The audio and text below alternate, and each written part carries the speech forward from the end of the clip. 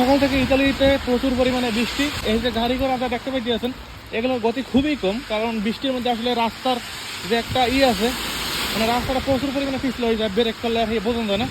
এখানে ব্রেক করলে অনেক দূরে গিয়ে থামে, মানে এত পরিমাণে পিছলে হয়ে যায় রাস্তাগুলো। আর আজকে সকালটা অনেক পরিমাণে শীতও লাগতে আছে। এই যে দেখতে পাচ্ছেন পানিগুলো সব উপর দিয়া আসলে নিচের দিকে নামতে আছে, বা যেদিকে ডাল, যেদিকে পানি খাওয়া সেদিকে যাইতে আছে। যদিও রাস্তার ওষুধে যাওয়া যায় না, কারণ রাস্তার ওষুধে যদি যাই তাহলে রাস্তার পাশে যে ধরনের গাড়িগুলো যায়, যে পানিগুলো দেখতে পাই যাচ্ছে না, এর ওষুধ যখন গাড়ি যায় তখন আসলে ছোটো মোটোর একটা গোসল করাই যায়।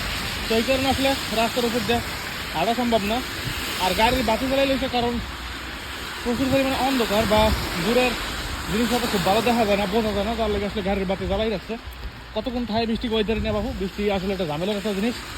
এই যে রাস্তার মধ্যে নামতে আসি, কিন্তু খুব ভয় লাগতে আছে, কোন সময় জানি ভিজাই দেয়।